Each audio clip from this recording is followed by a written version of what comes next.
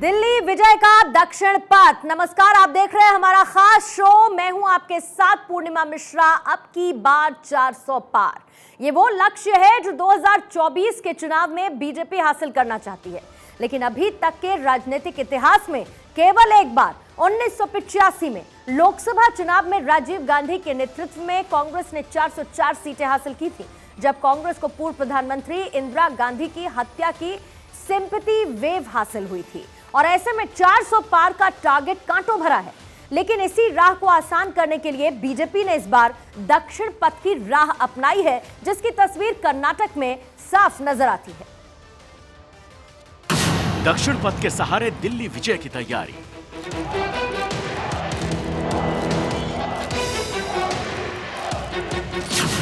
दक्षिण की 129 सीट निशाना है। अब की बार 400 पार लाना है। –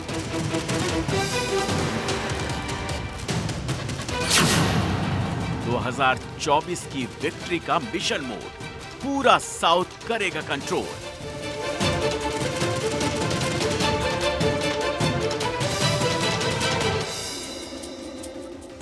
अठारहवीं लोकसभा के लिए देश की जनता 2024 में वोट डालेगी।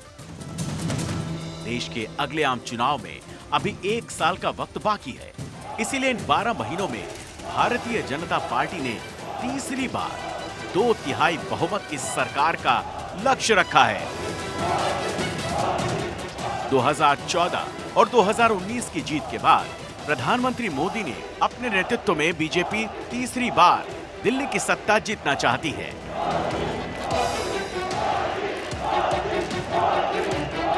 पिछले 2 आम चुनाव में भारतीय जनता पार्टी ने मध्य भारत से, उत्तर भारत से, पश्चिम भारत से जबरदस्त जीत हासिल करी और उसी के जरिए केंद्र में सरकार भी बनाई। यानी कि राजस्थान, मध्य प्रदेश, छत्तीसगढ़, उत्तराखंड, उत्तर प्रदेश, ये तमाम वो राज्य थे जहां से जीत हासिल करके आम चुनाव में केंद्र में सरकार भी बनी।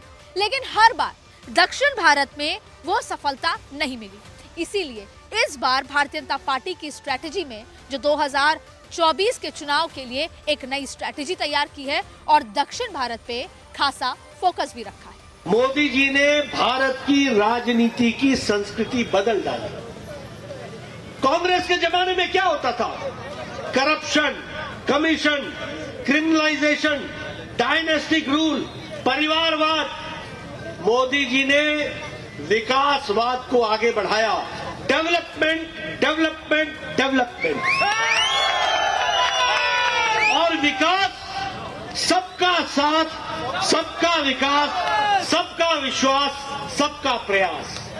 यानी सबको आगे बढ़ाने का काम, कोई भेदभाव नहीं। पूर्वोत्तर में बेहतर प्रदर्शन के बाद अब पार्टी की नजर दक्षिण के राज्यों पर है। पार्टी को उम्मीद है कि लोकसभा चुनाव में यहां पार्टी बेहतर प्रदर्शन कर सकती है। दक्षिण भारत में लोकसभा की 129 सीटें हैं। इनमें से बीजेपी के पास महज 29 सीटें हैं। 29 सीटों में से अकेले 25 कर्नाटक से हैं। बीजेपी की नजर अब 129 सीटों में सेंधमारी की है। बीजेपी की नजर इस बार दक्षिण में सिर्फ कर्नाटक और तेलंगाना पर नहीं है। पार्टी की योजना में तमिलनाडु भी शामिल है। हालांकि 2024 लोकसभा चुनाव से पहले कर्नाटक और तेलंगाना के विधानसभा चुनावों पर नजर रहेगी। कर्नाटक की पॉलिटिकल सेंटिमेंट को समझने के लिए, वोटर के मन को मोहने के लिए बीजेपी के राष्ट्रीय अध्यक्ष जेपी नड्डा कर्नाटक के दौरे पर हैं। तुमकुर में नड्डा ने रोड शो किया। जेपी नड्डा के साथ 3 मंत्री और पूर्व मुख्यमंत्री येदुरप्पा भी रोड शो में शामिल रहे। यही भारत 2014 से पहले कैसा भारत था? 2014 से पहले ये भ्रष्टाचारी भारत था। भ्रष्टाचार में हम अग्रसर थे। याद करो 2G, 3G, common games, wealth common games का जो घोटाला था वो, और तो और छोड़िए जीजा जी, यानी हर तरीके से भ्रष्टाचार था। आज भारत अग्रगणी राज्यों में खड़ा हुआ, देश में खड़ा हुआ है कि नहीं खड़ा हुआ है? आज देश आगे बढ़ा है कि नहीं बढ़ा है? आज भारत मजबूती के साथ दुनिया के मंच पर अपने हक अदा कर रहा है, हिस्सेदारी अदा कर रहा है। ये बदलता भारत है। हिंदी बेल्ट में बीजेपी खुद को काफी मजबूत मानती है, लेकिन भारतीय जनता पार्टी की आदत है कि वो मेहनत करे और असंभव को संभव बनाए। इसीलिए 2024 का जो मिशन है उसके लिए अलग फोकस पॉइंट भी तैयार किए गए हैं जो काफी मुश्किल है। और वो फोकस पॉइंट जो 3 तैयार किए हैं वो है बंगाल, उड़ीसा और दक्षिण भारत। 2023 में कर्नाटक और तेलंगाना में चुनाव होने हैं और कर्नाटक और तेलंगाना में चुनाव के नजरिए से बीजेपी काफी मेहनत भी कर रही है और पिछले लंबे समय से संगठन का भी विस्तार वहां पर करती आई है। अब जिस तरीके से विधानसभा चुनाव के नतीजे आएंगे उससे कहीं ना कहीं भारतीय जनता पार्टी को 2024 में दक्षिण भारत में कमल खिलेगा और कैसे नतीजे आएंगे या कमल खिलने के लिए जमीन अनुकूल है या नहीं, उसके बारे में साफ पता लग जाएगा। 2024 में तीसरी बार बीजेपी सरकार के लक्ष्य को हासिल करने के लिए बीजेपी ने अपना ब्लूप्रिंट तैयार कर लिया है। प्रधानमंत्री मोदी साल के अंत तक दक्षिणी राज्यों में 100 से ज्यादा रैलियों को संबोधित करेंगे। प्रधानमंत्री मोदी भारतीय जनता पार्टी के सबसे बड़े चेहरे हैं। अपनी इन रैलियों में प्रधानमंत्री मोदी बड़ी योजनाओं की घोषणा करेंगे जिनमें महिलाओं और अल्पसंख्यकों पर जोर रहेगा। ओडिशा, पश्चिम बंगाल, दक्षिण के 160 निर्वाचन क्षेत्रों पर फोकस रहेगा। 2024 के लिए बीजेपी के रडार पर तमिलनाडु, आंध्र प्रदेश और केरल हैं। कर्नाटक के विधानसभा चुनाव में बीजेपी आश्वस्त जरूर लग रही है, लेकिन उसने अपनी मेहनत में कमी नहीं छोड़ी है। 2019 के बाद से AIADMK बीजेपी के साथ गठबंधन में 3 चुनाव हार चुकी है। ईरोड के उपचुनाव में तो दोनों पार्टियों ने मिलकर प्रचार तक नहीं किया था। राजनीतिक विश्लेषक कह रहे हैं कि AIADMK बीजेपी को अब हार मान रही है, लेकिन दोनों पार्टियों के बीच ये मनमुटाव दोनों के लिए फायदेमंद साबित नहीं होने वाला है और संकट के वक्त AIADMK किसी भी राष्ट्रीय पार्टी का दामन थाम सकती है। इसीलिए बीजेपी को गठबंधन की ज्यादा जरूरत है, क्योंकि 39 सांसदों वाले तमिलनाडु में DMK कांग्रेस गठबंधन के पास अभी 38 सीटें हैं। Bureau report, Bharat 24।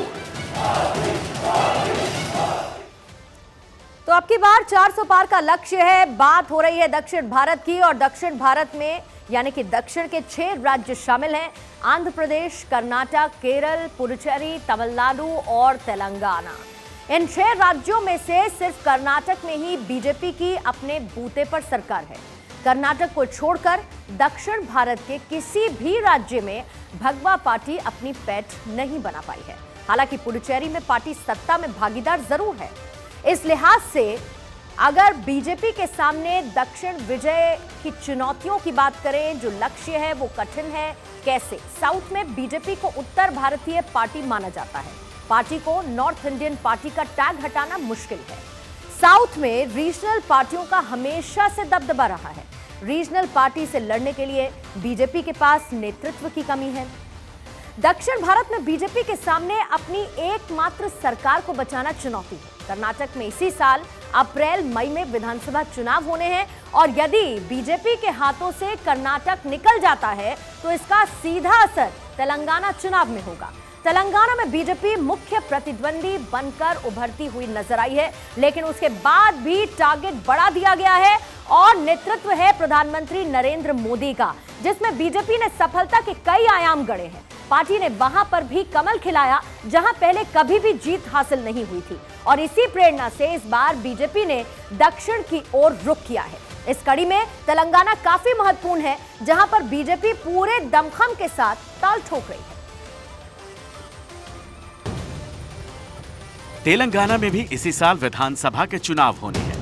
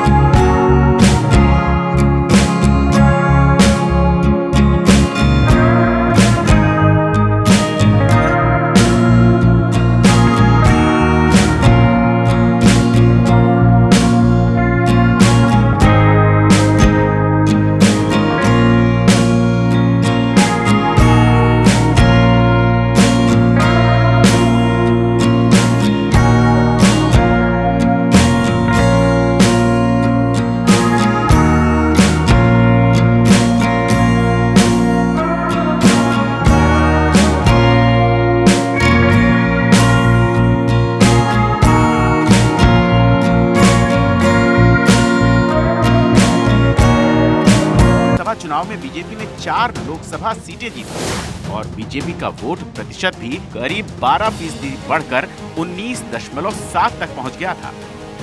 इसी के साथ 2016 में हैदराबाद महानगर पालिका चुनाव में बीजेपी ने केवल 4 सीटें जीती थी, जो 2020 में बढ़कर 48 हो गई। 35% वोट के साथ बीजेपी और टीआरएस बराबरी पर आ गई। तेलंगाना विजय के लिए बीजेपी ने बहुत ही सदी हुई रणनीति बनाई है, जिसका एक्शन प्लान गांवों से लेकर लोकसभा सीटों तक दिखाई देने लगा।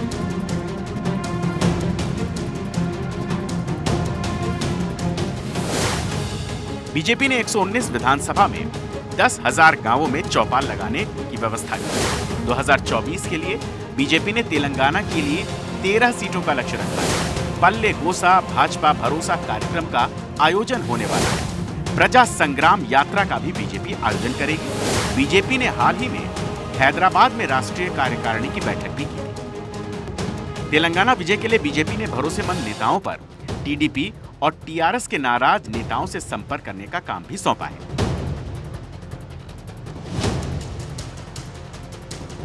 बीजेपी के लिए मिशन साउथ में पहली प्राथमिकता तेलंगाना ही है और दूसरी तमिलनाडु, फिर आंध्र प्रदेश और फिर केरल।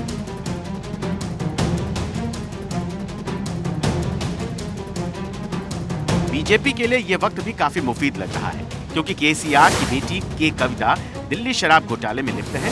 केसीआर के घोटालों को एक्सपोज करने के लिए बीजेपी प्रजा संग्राम यात्रा निकालेगी। इसके साथ ही तेलंगाना में पैर मजबूत करने के लिए बीजेपी ने अपने सबसे ताकतवर महामंत्रियों सुनील बंसल और तरुण चुग को तेलंगाना में उतार दिया है। पार्टी ने ऐलान किया है कि राज्यों में बड़े नेताओं की रैलियों की झड़ी लगा देनी है। खासकर प्रधानमंत्री मोदी, गृह मंत्री अमित शाह, अध्यक्ष जेपी नड्डा और रक्षा मंत्री राजनाथ सिंह की रैलियां की जाएंगी। Bureau report, Bharat 24। केरल विजय बीजेपी के दक्षिण पथ मिशन में अंतिम प्राथमिकता है और इसीलिए केरल के लिए भी सीधे प्रधानमंत्री मोदी के नेतृत्व में बीजेपी का प्लान तैयार हुआ है। यहां पर बीजेपी की नजर अल्पसंख्यक वोटों पर है। प्रधानमंत्री नरेंद्र मोदी के कहने पर बीजेपी ने केरल में मुस्लिम और ईसाई अल्पसंख्यकों तक पहुंच बढ़ाने के लिए कार्यक्रम बनाया है। प्रधानमंत्री मोदी ने स्नेह संवाद आयोजित करने को कहा है। पीएम का आश्वासन है, बीजेपी केरल में गठबंधन की सरकार बनाएगी। क्रिसमस वीक में बीजेपी कार्यकर्ता तोहफों के साथ ईसाइयों के घर गए। 9 अप्रैल को ईस्टर संडे पर 10,000 बीजेपी कार्यकर्ता 1 लाख ईसाइयों के घर पहुंच जाएंगे। 15 अप्रैल को विशु के पर्व पर हिंदू कार्यकर्ताओं के घरों पर ईसाइयों को बुलाया जाएगा और अप्रैल के तीसरे सप्ताह में ईद पर मुसलमानों के घरों पर बीजेपी कार्यकर्ता जाएंगे। लाभार्थियों के साथ थैंक यू मोदी के कार्यक्रम की चर्चा है। 10,000 थैंक यू मोदी के वीडियो मलयालम में आ चुके हैं और इसी के साथ बीजेपी की तैयारी देखने को मिलती है। लेकिन केरल के बाद अब बात करते हैं एक बार फिर से कर्नाटक की, क्योंकि कर्नाटक विधानसभा चुनाव तेलंगाना के चुनाव के लिए अहम माना जा रहा है, क्योंकि कर्नाटक के चुनाव तेलंगाना के चुनाव को इफेक्ट करेगा और इसीलिए बीजेपी कर्नाटक का चुनाव जीतने के लिए पूरी ताकत लगा रही है। इसके लिए प्रधानमंत्री समेत सभी बड़े नेता कर्नाटक का दौरा कर रहे हैं। येदियुरप्पा को साधने की पूरी कोशिश की गई है। कर्नाटक में बीजेपी को पहली सफलता येदियुरप्पा ने ही दिलाई थी और येदियुरप्पा के जरिए लिंगायत समुदाय को साधने की तैयारी कर ली गई है। पार्टी ने अंतरकलह से बचने के कड़े निर्देश भी जारी कर दिए हैं। इसके साथ ही 30% विधायकों के टिकट कटने तय माने जा रहे हैं। एंटी इनकम्बेंसी से बचने के लिए ये टिकट काटने का प्रोसेस होगा और नए और साथ ही युवा चेहरों को टिकट देने में प्राथमिकता दी जाएगी। जनता से कनेक्शन के लिए 4 रथ यात्राओं का आयोजन होगा और ये तैयारी इसके लिए की गई, यानी कि राज्य कर्नाटक का हो, आंध्र का हो, तेलंगाना का हो, तमिलनाडु का हो या फिर केरल का हो, सभी 5 राज्यों में बीजेपी ने अपनी तैयारी फाइनल कर दी है, जिसके बाद से बीजेपी अब मिशन मोड पर एक्शन करती हुई नजर आ रही है और इसीलिए कर दिया गया है बड़ा ऐलान। और आइए अब आगे बढ़ते हैं, कुछ और खबरों का रुख करेंगे। केंद्रीय मंत्री पुरुषोत्तम रूपाला ने गोवा में सागर परिक्रमा के 4थे चरण को लेकर दौरा किया। इस दौरान उन्होंने कहा कि प्रधानमंत्री नरेंद्र मोदी ने मत्स्य विभाग के महत्व को समझा और इस तरह इसे स्वतंत्र बनाया। साथ ही उन्होंने कहा कि मत्स्य पालन क्षेत्र देश की अर्थव्यवस्था की रीढ़ की तरह है।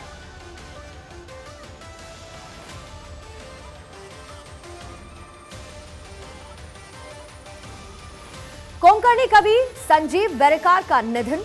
गोवा मेडिकल कॉलेज में चल रहा था इलाज। 64 साल की उम्र में हुआ निधन। साहित्य अकादमी पुरस्कार थे से सम्मानित।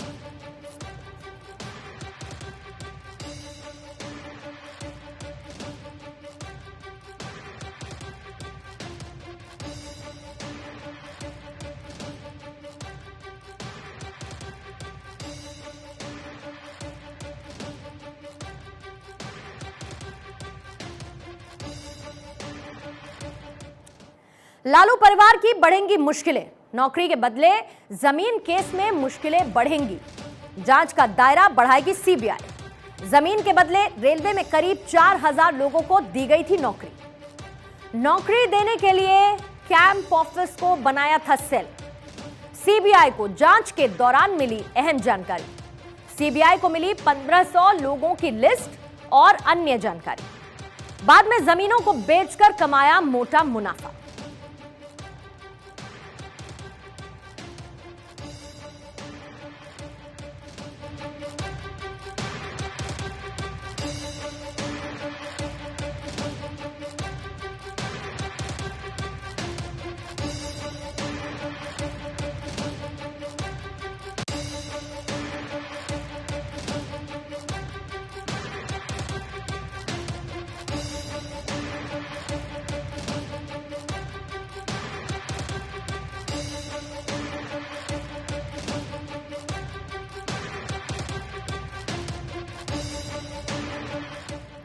बेंगलुरु चुनाव करीब आया, निजी हेलीकॉप्टर्स की डिमांड बढ़ी।